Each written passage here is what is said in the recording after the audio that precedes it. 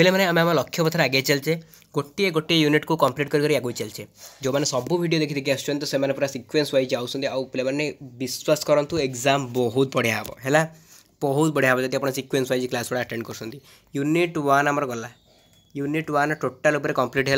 1 mark 2 mark 3 mark long question तो मुझे देदी गला यूनिट 2 गला तार टोटाल उपर 1 मार्क 2 मार्क मुझे देली से 1 मार्क गुड़ा ही 2 मार्क जाऊँगी 2 मार्क सेमती किसी क्वेश्चन ना जोड़ा कि कॉन्सेप्ट बेस्ड क्वेश्चन पड़ेनी से यूनिट 1 जहाँ 1 मार्क दिखाई से तक 1 मार्क जी 2 मार्क जी यूनिट 2 भी जहाँ 1 मार्क दिखाई से 1 मार्क जी से भी 2 मार्क जी कारण से 1 मार्क क्वेश्चन को मर्ज कर 2 मार्क पकाऊँ छाड़ आम गोटे कम होगा के गला 3 मार्क दिखाई unit 1 first unit and second unit complete एवं देखिए आम थर्ड यूनिट 3 मार्क ठीक अच्छे थर्ड यूनिट 3 मार्क देखा देन यार एमती 1 मार्क देखीदा 2 मार्क से भारी लंग क्वेश्चन तो दिखाई ओके एमती कर 5टी जाक यूनिट भी आपंकर मुझे कंप्लीट करी देन किसी प्रैक्टिस टेस्ट आप प्रैक्टिस टेस्ट किसी 1 mark 2 mark 3 mark question practice करेबी देन आपण मैंने एग्जाम हॉल को जी पूरा बिंदास लेखिक आसबे ठीक अच्छे खाली रेगुलाली क्लास गुड़ा अटेंड करूँ जी कहूँ पे से पढ़ू बारंबार मुझे गोटे जिन कहूँ जी कहूँ से पढ़ू बेसी पढ़ार आवश्यकता टिके भी ना है चलो जी स्टार्ट करवा ये जो 2टा क्वेश्चन देखुं ये अल्प लिखाई है क्वेश्चन तो बहुत इंपोर्टेंट बट आंसर मो पाखे यार नाला से अल्प आंसर जो था नहीं आसी आपको आपको मुझे सजेसन देवी जब आप बुक अच्छी तो बुक यार आंसरटा कलेक्ट करेंगे अधिका टी लिखे है तो इस्लाम धर्मर 3टी आदर्श कौन इस्लाम धर्म महापुरुष मोहम्मद द्वारा प्रतिष्ठित यार 3टी आदर्श है पवित्र कुरान ग्रंथ धर्मगुरु खलीफा मिलत बा इस्लाम भातृत्व देन अमीर उल मोनिन किए तो यहाँ एमती पढ़ी पारे अमीर उल मोनिन एमती सर्ट नोट पढ़ुना आप 3 मार्क तो अमीर उल मोनिन कौन लिखे इस्लामीय सार्वभौमत्व अनुसार मुसलमान जगतर सर्वोच्च शासनकर्ता होती खलीफा तांको अमीर उल मोनिन बोली कहुए तो खलीफा कहबाटर आउ किसी भी लिखिदेवे ठीक अच्छे तापर सुल्तानी शासन में सामाजिक श्रेणी विभाग ये सब 3 मार्क अच्छी लेखा जी हवा लिखिकी आनी मैंने लेखा आनी जो आनी मैंने जो 2 मार्क वाला क्वेश्चनटा आनी तो कम आनी से कहीदे है 2 मार्क क्वेश्चन 3 मार्क जब मुझे आसी तो आपको कहीदे तार आंसरटा आप गोटे गोटे खोजे है सुल्तानी शासन में सामाजिक श्रेणी विभाग सुल्तानी शासन में समाज हिंदू और मुसलमान मान सम्मिश्रेणी गोष्ठी में परिपुष्ट थिला हिंदू माने मुख्यतः 4 जातिर विभक्त थिले तथा ब्राह्मण क्षत्रिय वैश्य एवं शूद्र से छाड़देले अस्पृश्य चंडाल आदि समाज रे बास करुथिले जो मुसलमान समाज रे सामाजिक अवस्था और पदमर्यादा दृष्टि विभिन्न गोष्ठी देखा जाइतिला सेमाने हेले अहल ई दौलत गोष्ठी जहिरे राज परिवार आभिजात्य एवं संभ्रांत गोष्ठी सामिल थिले अहल ई सादत श्रेणी उलेमा काजी पंडित एवं विद्वानगण थिले अन्य 2टी गोष्ठी अहल ई मुराद और आवाम और खलक श्रमिक कृषक साधारण नागरिक मान गठित थिला ठीक अच्छे देन देखिए नेक्स्ट क्वेश्चन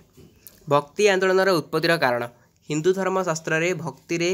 बहुल व्यवहार रही भक्तिर बहुत व्यवहार रही मात्र भक्ति आंदोलन अन्य एक गुरुत्व बहन करे जहाँ हिंदू धर्म को आसन्न विपदर रक्षा करने एक संस्कारमूलक आंदोलन भक्ति आंदोलन उत्पत्तिर विभिन्न कारण गुड़िक निम्न आलोचना करागला तो 4टा कारण अच्छी तो आम आलोचना करवा प्रथमतः कौन प्रथम कारण हूँ हिंदू धर्म में प्रचलित कुप्रथा और रक्षणशील मनोवृत्ति में परिवर्तन आने हूँ प्रमुख कारण द्वितीयटा है इस्लाम धर्म सह प्रतिद्वंदिता करने अन्य एक कारण अटे देन तृतीयटा कौन रही तृतीय रहा भक्ति आंदोलन सह संपृक्त धर्म संस्कारक माने हिंदू धर्म में संस्कार आनिबार प्रयास अन्य एक कारण देन चतुर्थ कारण रही हिंदू धर्म प्रति आनुगत्य प्रदर्शन सह अन्य धर्म को सम्मान श्रद्धा आदर करने भक्ति आंदोलन एक कारण तद्वारा विभिन्न धर्म मध्य सहनशीलता और उदारता वृद्धि पाइब तापर श्री चैतन्य कहबाटर पढ़ी पारे भक्ति आंदोलन अन्यतम सारथी श्री चैतन्य गौरांग महाप्रभु नाम जनप्रिय थे से 1486 मसीहा पश्चिमबंगर नवद्वीप एक कुलीन ब्राह्मण परिवार जन्मग्रहण करते बाल्य नाम निमाई बा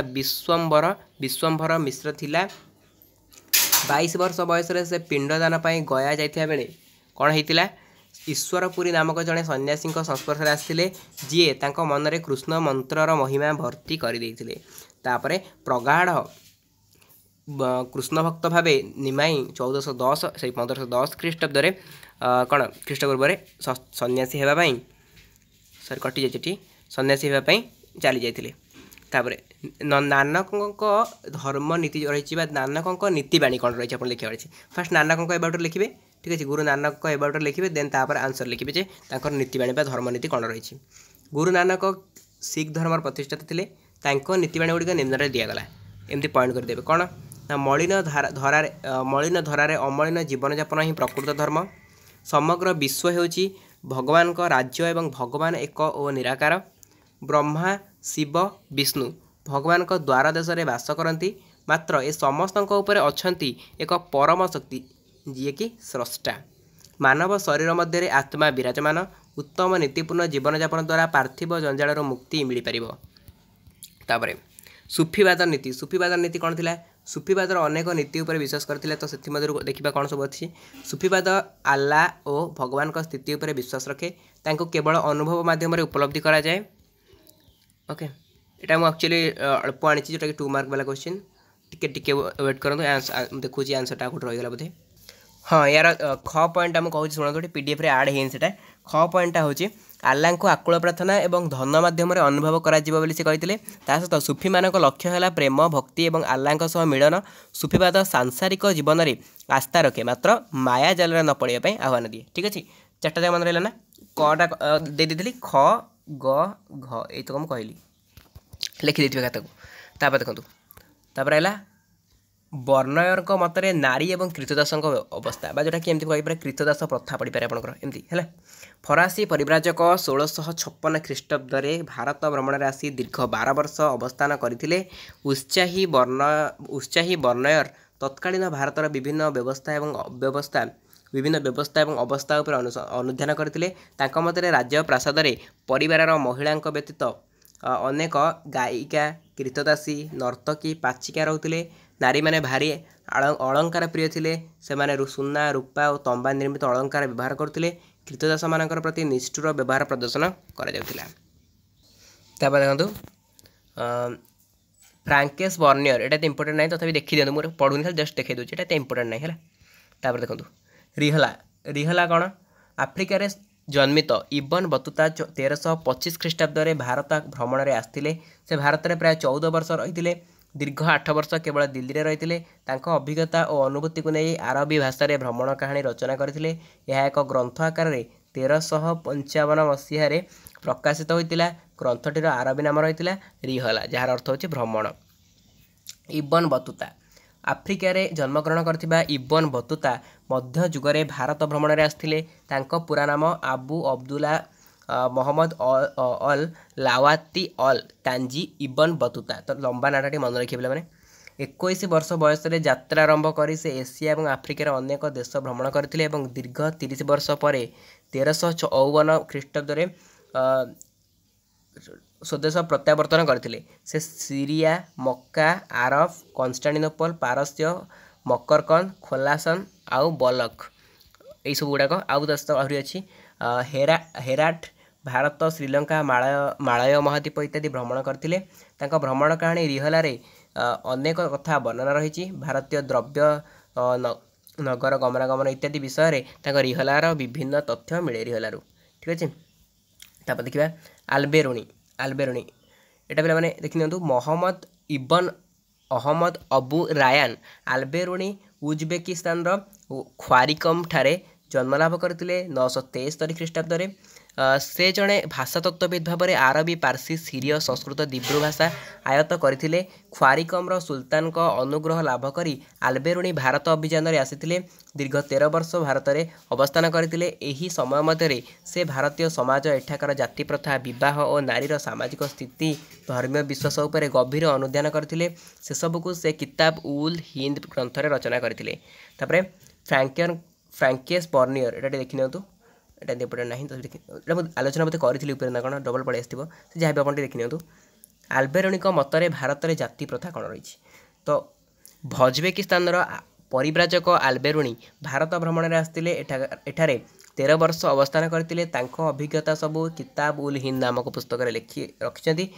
तो आल्बेरोनिक मतरे भारत में जाति प्रथा प्रचलित था मतरे भारतीय माने 4 जाति विभक्त थे मतरे भारतीय माने 4 जाति विभक्त थे कौन ब्राह्मण माने शीर्षर थिले तांका मतरे क्षत्रिय स्थान एवं वैश्य एवं शूद्र माने तल थे माने चारिटा आमर थिले ना ब्राह्मण क्षत्रिय वैश्य शूद्र ये भाव में भारत में जाति विन्यास देखा जाता। इबन बतुता मतरे भारतर नगर व्यवस्था कौन थी नगर व्यवस्था कथा कहबा इबन बतुता जड़े मरक कोर अधिवासी थे से भारत भ्रमण में आसी दीर्घ 14 वर्ष भारत में अवस्थान करते भ्रमण वृत्तांत दिल्ली बा दौलताबाद भली नगर सबूर वर्णना कर दिल्ली विषय से लिखिं जे एठारे अनेक गोदाम गंताघर अस्त्रागार अस्त्रशस्त्र क्षेपणास्त्र 28टी गेट प्राचीर रही दौलताबाद अन्य एक बृहत नगर यार बजार पुरुष महिला विशेष आकृष्ट करथिला। तो पिला माने एतिक एतिक पे मैंने इंपोर्टेंट क्वेश्चन था तार आंसर आपको देदेली। तो सहित पे किसी क्वेश्चन आपको कहूँ जोटा कि आंसर मो पाखे नाला आपने कलेक्शन करेंगे किसी क्वेश्चन बेस नहीं किसी क्वेश्चन आंसर मो पाखे नाला किताब उल हिंद लिखि रखु किताब उल हिंद गोटे क्वेश्चन है 3 मार्कर। देन सेकंड क्वेश्चन रोचे गोटे आपंकर इस्लाम धर्मर आदर्श है इस्लाम धर्मर आदर्श गोटे सेकंड नंबर क्वेश्चन। देन जा थर्ड नंबर क्वेश्चन हूँ कौन थर्ड नंबर हूँ दिल्ली रे सुल्तानी शासन में उत्तराधिकारी व्यवस्था और मुसलमान परिव्राजक यहाँ गोटे क्वेश्चन दिल्ली रे सुल्तानी शासन में उत्तराधिकारी व्यवस्था और मुसलमान परिव्राजक। देन फोर्थ नंबर क्वेश्चन रोची कौन वित्त प्रवाह तापर 5 नंबर क्वेश्चन रोची कौन मनसबदार ठीक अच्छे। देन 6 नंबर पिला एत क्वेश्चन एत क्वेश्चन देखो आंसर पाइलिनी बट मोपाके मुझे जानी ये इंपोर्टेंट क्वेश्चन पढ़ी पारे तो मोपाके आंसर नहीं बोली आपको जब नदेवी तो आप निजे असुविधा पड़ जाए ना मो पाखे हुए तो आंसर नहीं हुए तो आपको पाखे थी आप फ्रेंड पाखे थी क्या पाखे तो मिल ना आंसर आप पाइबे तो कहीं आप क्वेश्चन को स्किप कर जाइए एग्जाम पढ़ी जाइए बुझे तो से कहूँ तो फतेहपुर सिक्री मनसबदार पर फतेहपुर सिक्री। देन आउ कि ना गोटे रहा शेख निजामुद्दीन चिश्ती है आउे हाँ आउे महालवारी बंदोबस्त देखिए 7 नंबर रे 7 ना 8 नंबर एपट सेपट होगा मुझे कहींपारनी 7 नंबर भावी नियंतु महालवारी बंदोबस्त है महालवारी बंदोबस्त आ गोटे शैलनिवास बास ये 8 नंबर है शैलनिवास मैंने सब क्वेश्चन आपको देदेली आंसर बट 7 रू 8 क्वेश्चन मो पाखे ना आंसर सो दैट मुझे क्वेश्चन कहीदेली आप आंसर निजे कलेक्शन करेंगे ठीक अच्छे। तो पे नेक्स्ट वीडियो में देखा यार एमसीक्यू क्वेश्चन गोटे 3rd यूनिट सब यूनिट आम कवर करते रेगुलाली क्लास गुड़ा अटेंड करूँ देखिए एग्जाम बहुत बढ़िया हम। God bless you thank you so much.